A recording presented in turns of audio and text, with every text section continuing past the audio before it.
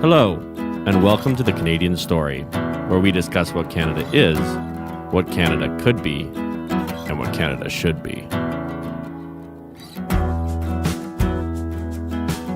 Hello, everyone, and welcome to the Canadian Story. I'm very pleased to have Ellis Ross as a guest today. Ellis, it's just a pleasure to have you. I've been following your political career for about half a decade now. And I actually went up and helped your friend Dan Davies in the recent provincial election. You're the guy.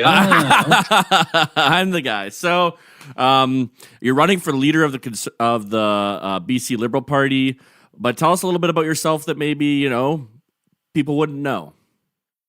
I'm a big basketball fan, playing it, not watching it. I'm a big golf fan. Likewise, playing it. I like soccer. But more importantly, I like coaching a lot of people into not only succeeding in sports, but succeeding in life. Doesn't matter what walk of life you come from. I've helped so many people get out of prison, get in the right track, get them into school.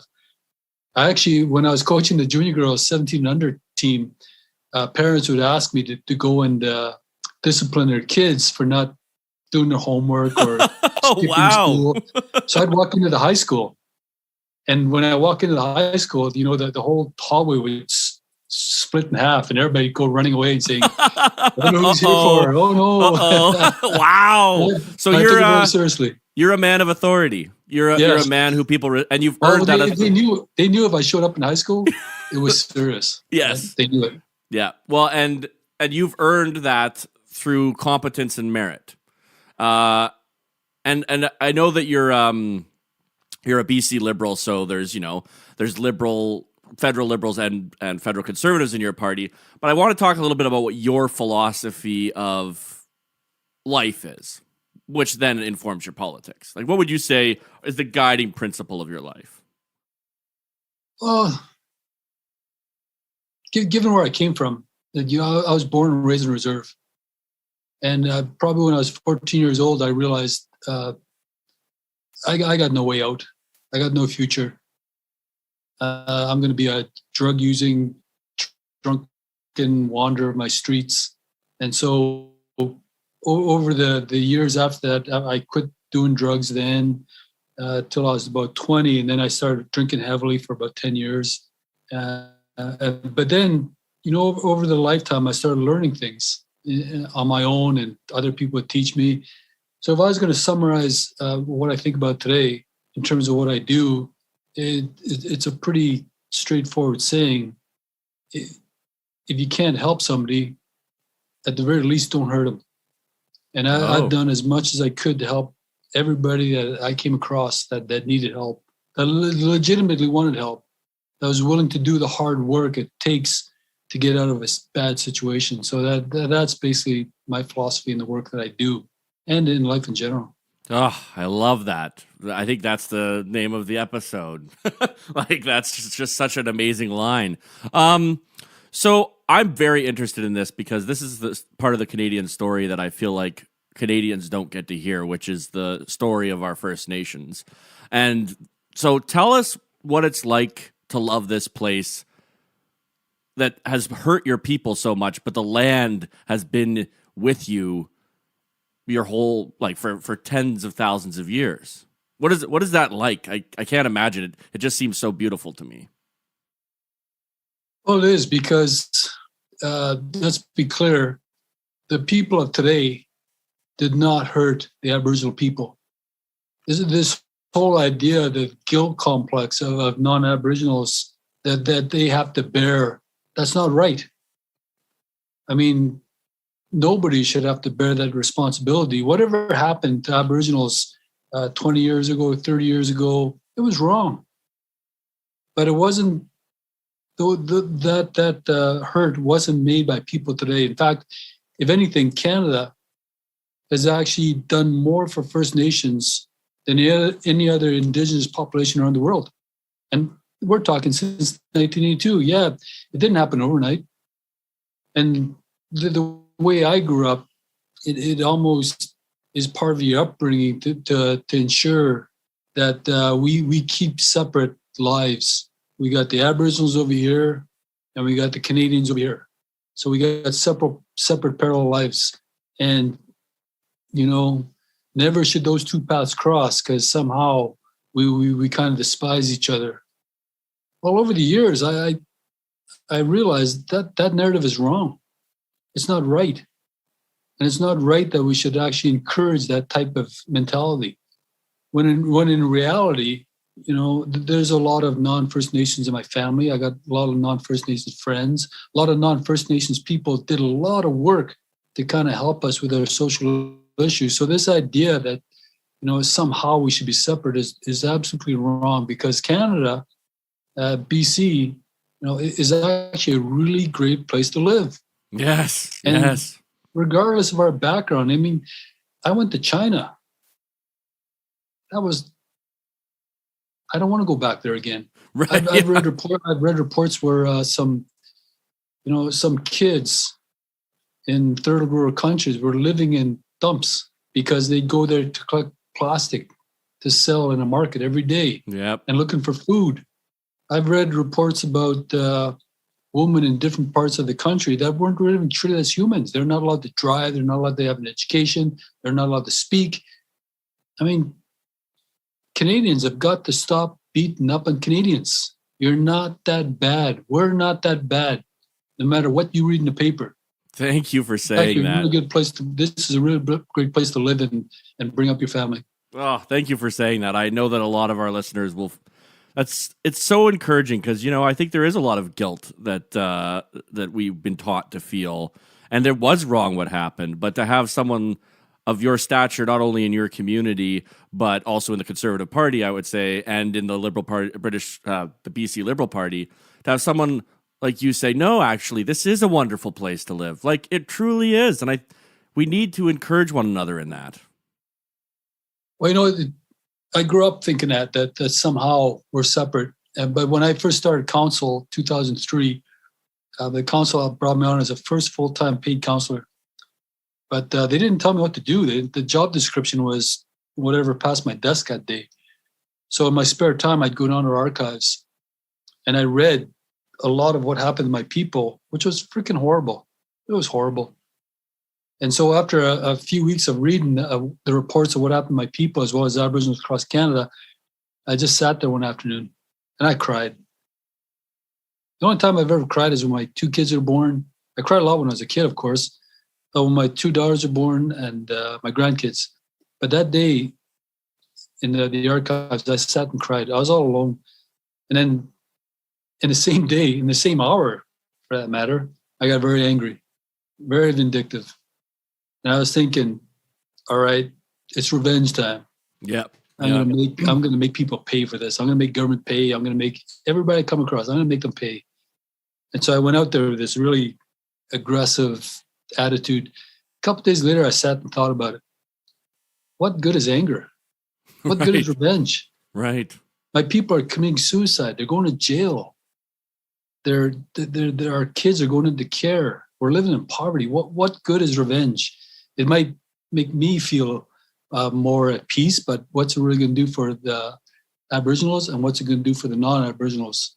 I'm just feeding into that machine of hate, and I don't want to be that. I don't want to be a part of that. I want to be how we make the region, the province, and the country stronger and better. And so that's what brought me here. That's incredible. That's absolutely incredible. So that's forgiveness. Yeah. So you said, so how do you make it better? What is our path forward?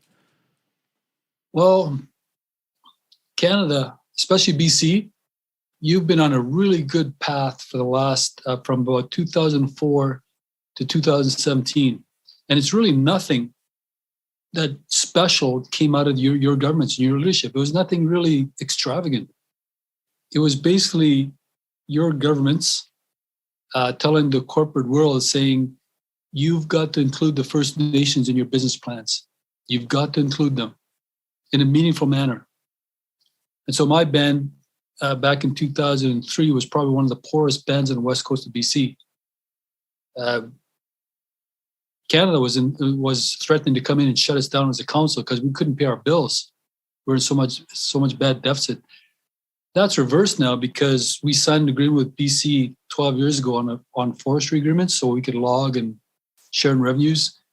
We signed an agreement with Rio Tinto Alcan, the local smelter, for remodernization, and we signed agreements with LNG.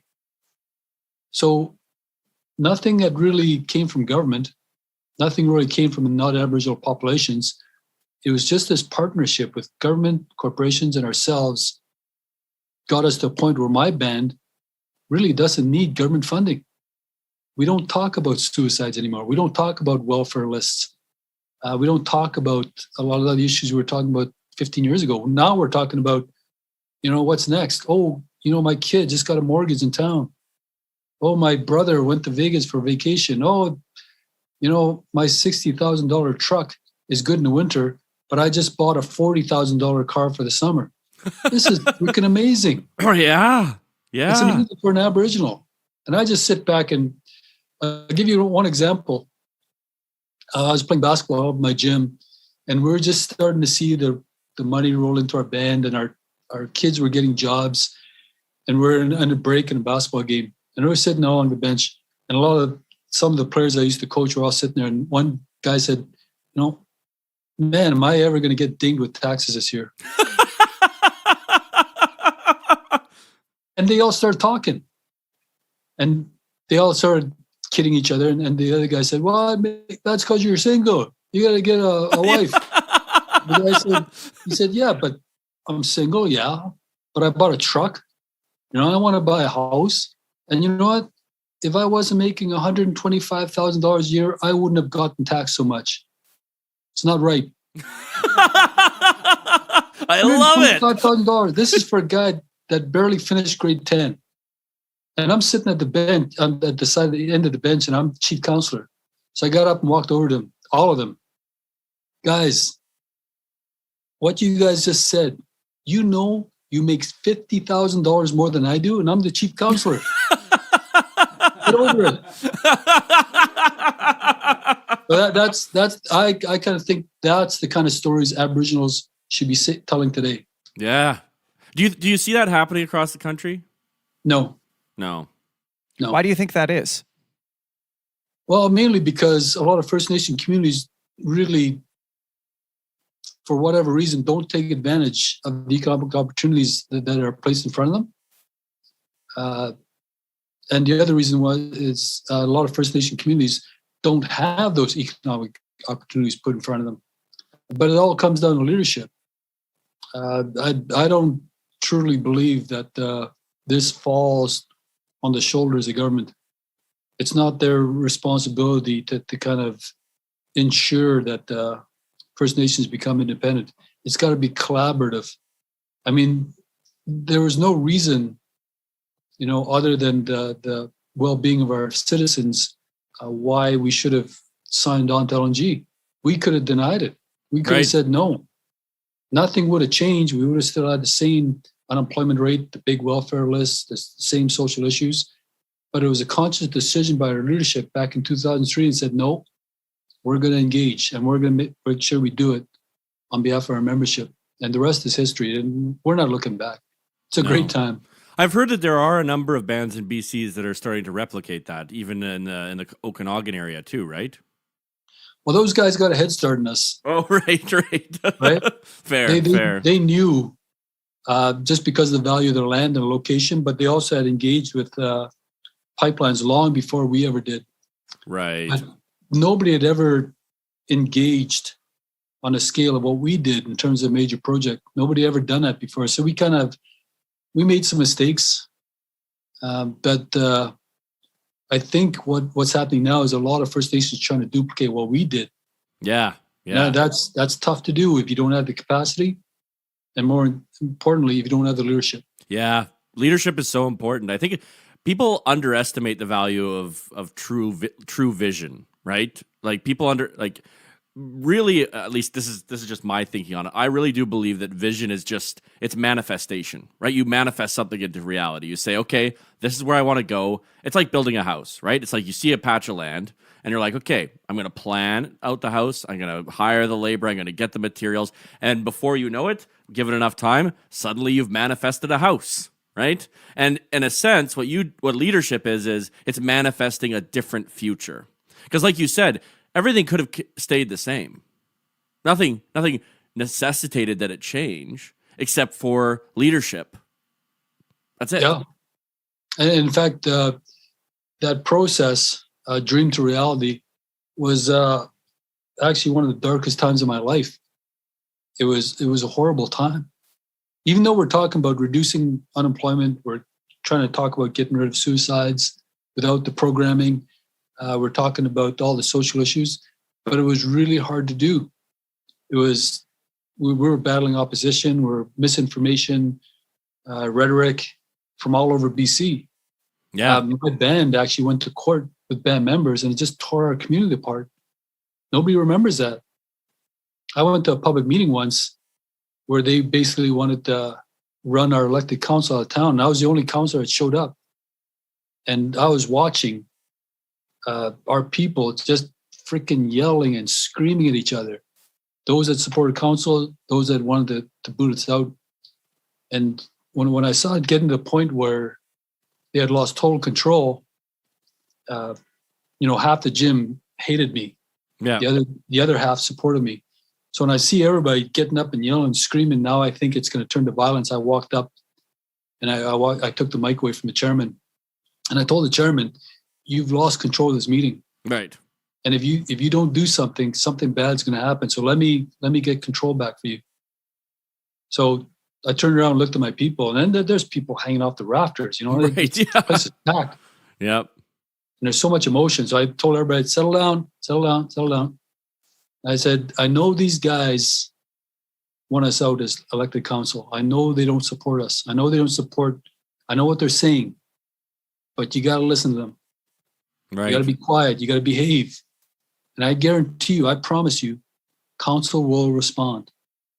But you guys, you can't talk like it. You can't yell. You can't threaten each other. So settle down, let them finish, and just be done with it. But there was days where, I just didn't even want to get out of bed. Yeah.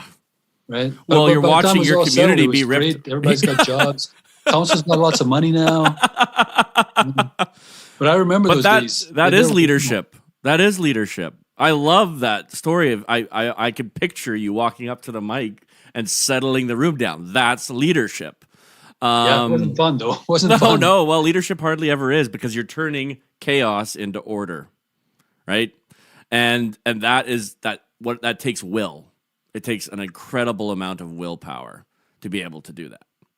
Yeah. Well, we're starting to mend the relationships now. I mean, literally, at the height of it, brothers weren't even talking to brothers at the same dinner table. Wow. Friends weren't talking to friends. We're starting to come out of it now, but we're still trying to heal. But I still have a lot of animosity for those that stoked the fire. That had can you tell us more about that? Yeah. What we're trying to happened? achieve. Tell us the story. This is the story. What happened? Like, why was your community ripped apart? Well, because there was a faction of people that made claims that we were embezzling money, we were making secret deals with the government. In fact, if you look through the court case is called Wilson versus Switlow, SWITLO. Okay. And it turned into a libel court case. But this is what happens. And I see this happening in BC, and I see it happening in Canada. This is what happens when you take a grain of truth and you kind of spin it. Yeah. You kind of bend it. And then you start to see factions believing in it. And now you don't know the truth. You don't even know the direct way to a solution. Because now you got people arguing that point that's kind of vague but incriminating. Right. Yes. Cancel culture, so I see right? this in Cancel Canada, culture. right? Arguing over its resource industry versus the environment, right? Sending oil to United States at discount rates, sending LNG to United States at discount rates. You want electric cars, but you don't want to do the mining. Yeah. Yeah. So it's like, I see this. There's a lot of misinformation happening. There's a lot of mistrust. And nobody seems to have a handle on, wait a minute, guys, here's the baseline facts. Can we start with that? And that's what basically happened to our band. It was, we just let it get out of control, and we didn't actually communicate. In my mind, we didn't communicate very well. That's one of the things when I became chief, I made it a point. I'm going to communicate well. I'm going to do it in person, in writing, on social media. I'm going to communicate so much that they're going to be sick of me. Yeah, yeah. I think that's a great way to lead, because then people understand your thought process. Yeah. But by the time we approved the last LNG agreement that we put in front of our people to vote on, 92% in favor. Wow. Yeah. Wow. And that 8% would never vote for us anyway. So Kim Jong-il doesn't even get 92%. Oh, don't compare me to. I'm not sure that was a compliment. We used to joke about that. We used to joke about that when the Wild Rose and the PCs were voting on unity, and they both got 95. The joke was, not even Kim Jong-il gets that, right? So tell us a little bit of your journey into politics. So you spent the vast majority of your life healing the wounds of your people. You succeeded in that. Then you decided to go provincial. Tell us about that journey. The BC Liberals had asked me a number of times to run for them, and I always said no. I don't think I'm MLA material. Conservatives asked me to run as MP a number of times. I said, no, I'm not a politician. I'm just a chief councillor. And after I'm done with chief councillor, I'm going to go back to being a regular old citizen. But LNG Canada, we had signed an agreement with Chevron previously, but they never got off the ground. LNG Canada comes to town. And we can see LNG Canada has got the fortitude to actually approve their project. And we signed a really good benefits agreement with them. It actually guarantees us a future alongside LNG Canada. So we get invited to Vancouver. Me and my council get invited to Vancouver. We're going down anyway. I got my negotiating team with me. I got some staff people with me.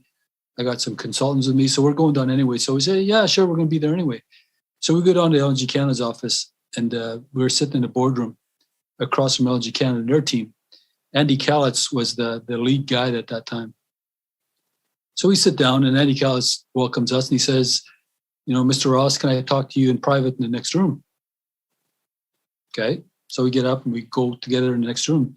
He sits down and tells me, we are not going to announce FID. We're not going to do it. We don't know when we're going to do it. He said, but this is my promise to you. I'm going to do whatever I can to kind of get this across the finish line.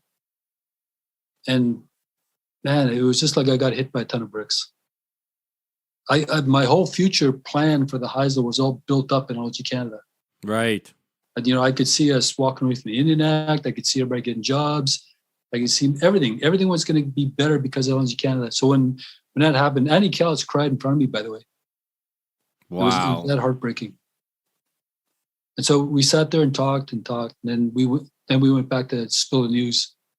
So when we got to the big boardroom, Andy Calitz took his team out.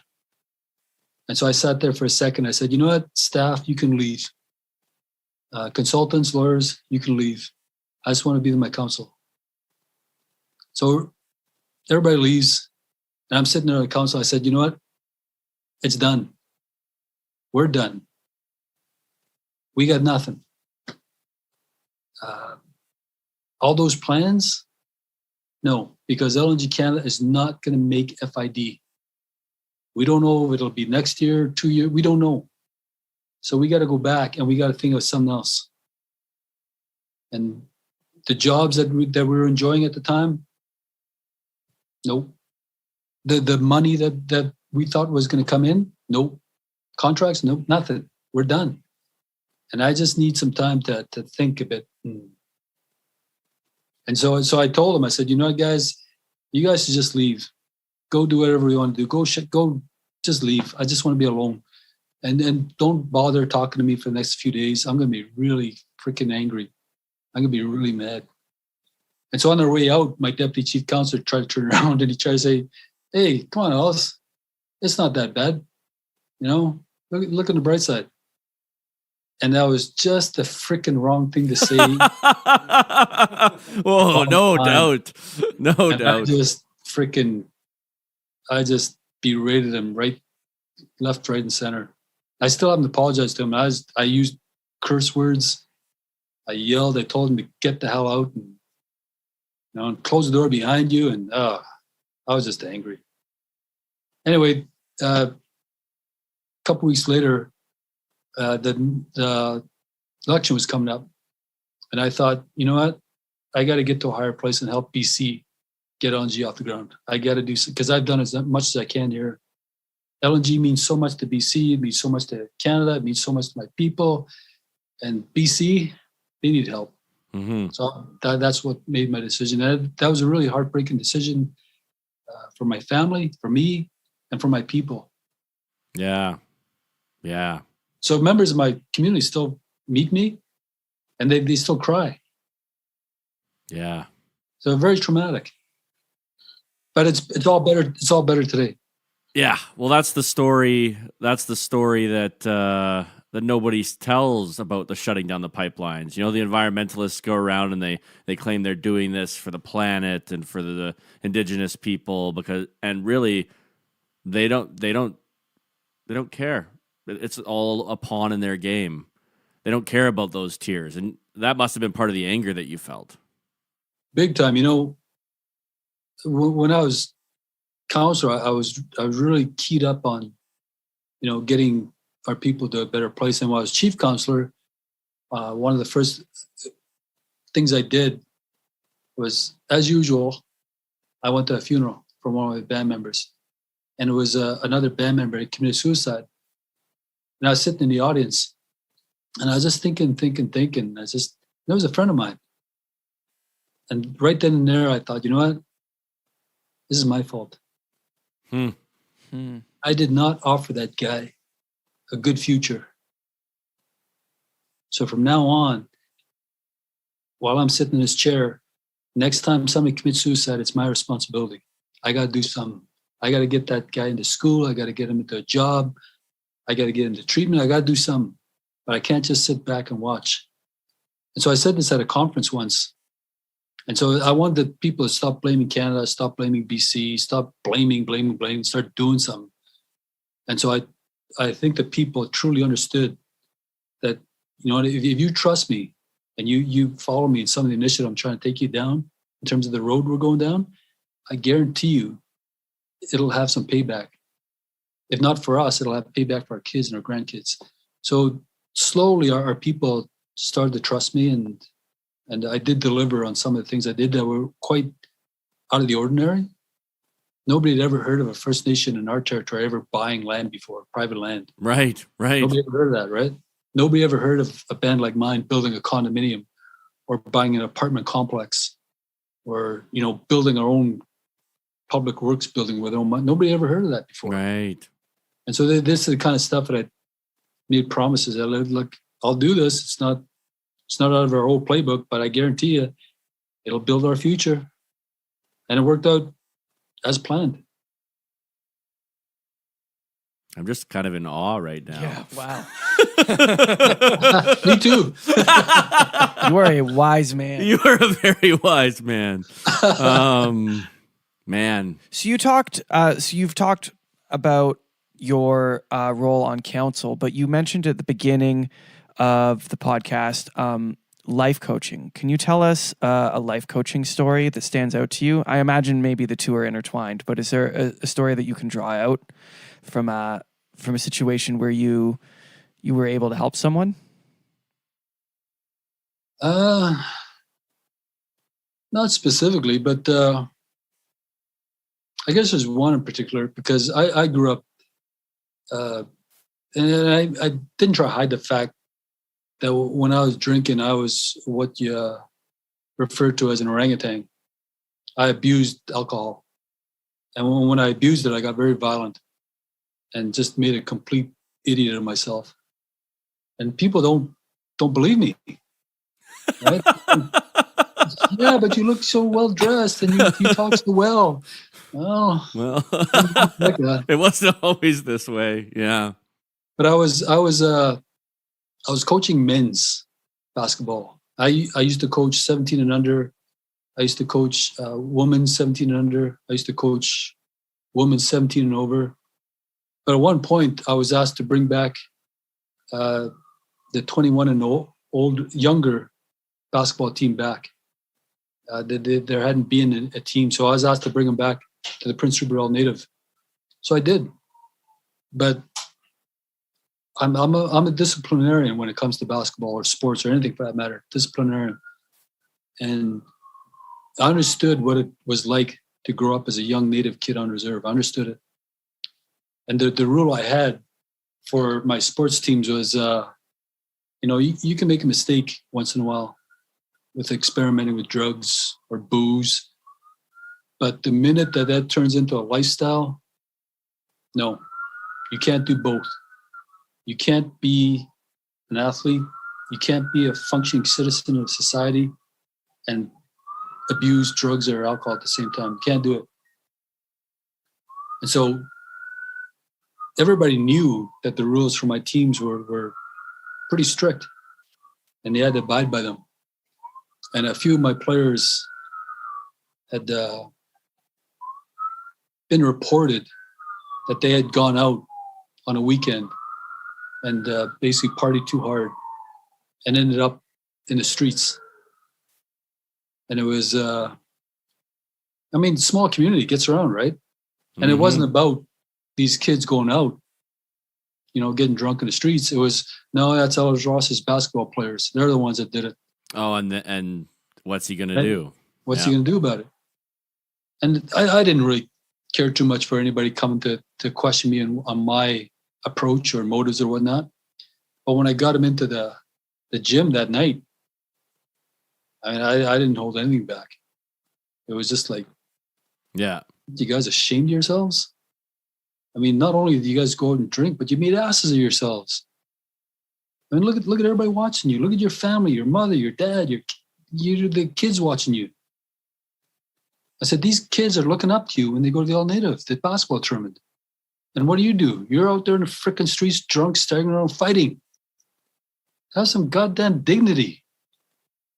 And so the gym's quiet because people used to come watch our practice. And I realized that time we may be raising hell for about 15 minutes. The whole gym was just transfixed. Corner. Right. Yes. And so afterwards, I just said, I turned around and said, that's it. I turned around and I told my players, get on the wall. And that night, I just worked the hell out of them. Wind sprints, go-goes, and it was a lesson. You guys want to fool around? Go ahead, but you're going to pay for it. If you want to play on his team, you're going to pay for it because this is what happens to you in life. Mm-hmm. You pay Jerk for around it. too much, you pay for it. A lot of those kids, though, that I coached 17 under, a lot of them took the lessons I taught them and they still remember them. Are they living by them? They're living by them. Ah, It's beautiful. wow. That's beautiful. Yeah, it's really. Can I ask you? There's a picture of me, all Native, talking to these young guys in the timeout, and it's a timeout. And when we got that tournament, we actually won that tournament. We came from nothing. We came back. We won that tournament, but it took a lot of discipline. So in that picture, it shows me. I must have been yelling because there was a vein sticking out of my Right. On Facebook, somebody asked, I said, oh my God, is he mad? And somebody said, yeah, I'm sitting on the other side of the gym and I can hear every word. You are the Canadian Coach Carter. Yes. So okay, so I have a question. I have a question. I've struggled with alcohol and substance abuse, like primarily tobacco, like a lot of smoking. And I'm wondering, you said, you really described when you were describing how you were when you used to drink. I really resonated with that. There's definitely a and I don't know if you want to call it an anger in me or probably fundamentally an insecurity that I'm covering up with anger. But how did you get through that? I'm working my way through it, and I feel like I've made a lot of progress. I'm not fully on the other side, but I'd love you to share that with the audience and frankly with myself. So by the time I was 14, I was already experimenting with drugs for a couple of years, and I realized I'm going to amount to nothing. So one night, and I was standing around outside my fire hall, and I just decided, no, I got to do something else. So I decided to play basketball, and I became quite good at it. And so I devoted everything I had to running, training, till I hit my 20s, and then I turned to alcohol, which was kind of sociable, right? Only on paydays. Oh yeah, exactly. Yeah. Right. But by the time I hit my 30s, I was basically drinking every night. After work, I just have a few beers. A few beers meant 8 or 10 beers. Yep. Every night. And then on weekends, not just paydays, I just get super drunk, super wasted, and I go out and do the stupid guy things like fighting and arguing and. Yep. So by one morning, and this wasn't passed down behavior. These were my choices. I decided to try drugs. I decided to stop. I decided to drink. I decided to stop. I don't blame this on anything or anybody. It was my decision. But one morning in my early 30s, I woke up, and based on the events that were described to me, because I didn't remember doing any of it, I realized I'm going to lose my family. Right. I'm going to lose everything that's dear to me. So right then and there, I decided, that's it. I'm not going to drink anymore. There's something bigger that I've got to think about. And that means, being a man, number one. And number two, looking after my family. I don't want my family, to repeat what I'm doing here. This is not right. So that morning, I decided to quit, and I haven't touched a drop since. Well, actually, that's not true, because last year at a Liberal function, I ordered a cranberry soda, and somebody gave me a cranberry vodka by accident, and I downed it. I damn near blacked out. Oh, wow. Yeah. I have touched the drop in 20 years. Wow. We'll let that one slide. Yeah. Yeah, that's how I did it. So you just decided to do it, and you just followed through with it. It was as simple as that. Yeah, but did you ever look back? Were you ever like, oh, I really wish I could drink again? Or is it just like, nope, that's just not me anymore? No, because I'm like everybody else, right? I try to stop drinking once in a while. They call it being on a wagon, right? Yes. And it never works when you say it like that. So I made a conscious effort of saying to myself every single day, I don't drink. Right? I just said it. I don't drink. I think it. I don't drink. And so a few years later after that, I was always scared about thinking about booze, looking at booze, being around booze. And I went into a pub one day for lunch. And I sat there. I just got the smell just sickened me. And I used to love the smell of beer. I used to love it. But then when I got in the pub, I just, man, that smell. Just can't stand the smell of booze anymore. But even today, every day, I make sure I say or think at least once, I don't drink. And that's what kept me going all those years. So I never had to think about, should I have a drink or what would happen if I had a drink? And so it's just an affirmation, I guess. How old were you when you made this decision? Probably 30 years old, 31 years old. Wow. But I was already a family man for about 10 years. Wow. Yeah. So it's not a proud part of my life. Well, no, I honestly, I don't think people know how many alcoholics there are out there. Just functioning people going to work, and yeah, like you said, they're totally normal on the outside, and they just go a little harder, and people just assume that's who. But they're out. Like I'm talking about the the woman who comes home after her really intense day and drinks 2 bottles of wine. Like 2 bottles of wine is not healthy, but these people exist and they do it every night, right? What I couldn't understand is on the last 2 or 3 years of my drinking, I was not a nice guy when I was drunk. And yet the people that were around me, though, they didn't invite me out the next weekend. Yeah, yeah. Didn't I try to beat you up the last time? No? Well, why do you want to go with me again? Why do you invite me out? What do you think it is? Why? What is it? I don't know. I always had a temper to begin with, right? But when I drank it, especially if I drank the hard stuff, but I don't know what attracted. I mean, if you were sober and somebody got violent with you, regularly, you wouldn't want to hang around with that person. No. Seems like a rational Right? decision. Yeah, no, not at all. I don't know. There's something about alcohol that I don't know what it does to thinking. Yeah, you're right. I love that insight. That is so good.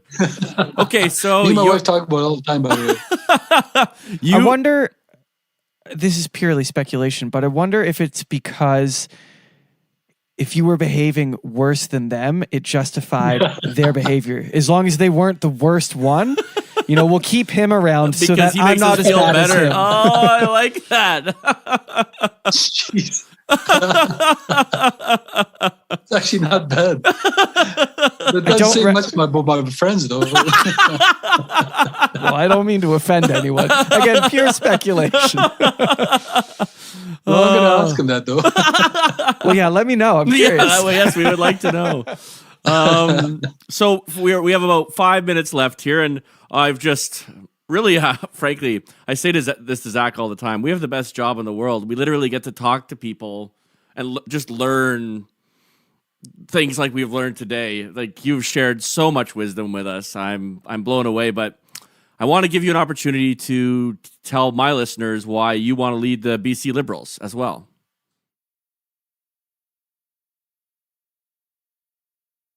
Well, it's not necessarily wanting to lead the BC Liberals per se. It's about going back to the original topic of this broadcast. I've grown to love BC. I've grown to love the services. I've grown to love the people, the diversity.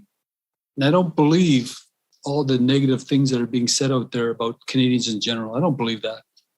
And there's no reason why we shouldn't be able to make this place a better place, especially in terms of the uncertainty we're heading into. Not me necessarily, but the young people. I mean, I don't think people truly appreciate where we're heading. The economic uncertainty, the deficits, the debt.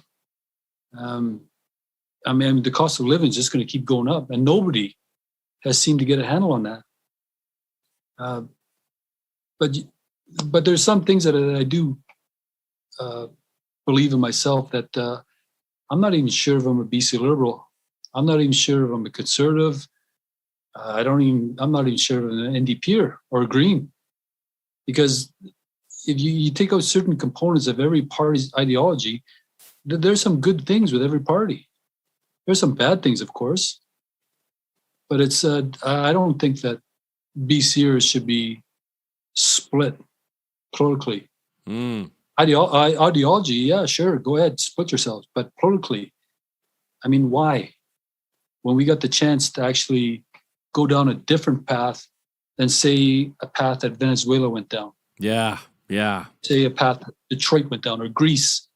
I mean, if we go down that path, it's not necessarily my generation that's going to suffer.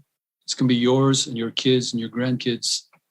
And so I'm basically doing this as more of a way to tell BC, you know what, we've really got to think about our status today and what we think about what BC is going to look like in the future. That's mainly why I'm doing this. Oh, well, I think you should clip that and send it out in an email to the entire membership. I'll send it to you. Yeah, he'll send you the clip. Send me the recording. Yeah, we will. Thank you so much, sir. I'm blown away by you. I've known a lot of politicians.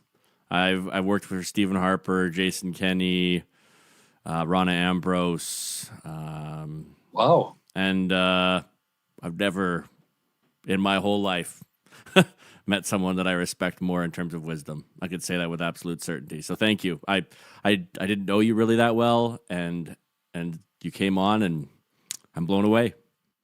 Well, thank you very much. I appreciate it. Thank you for listening to The Canadian Story. You can find us on Instagram and Twitter at The CAD Story. That's The CAD Story. If you enjoy this podcast, please share it with your friends and family. Let's work together to remind Canadians how great their country is.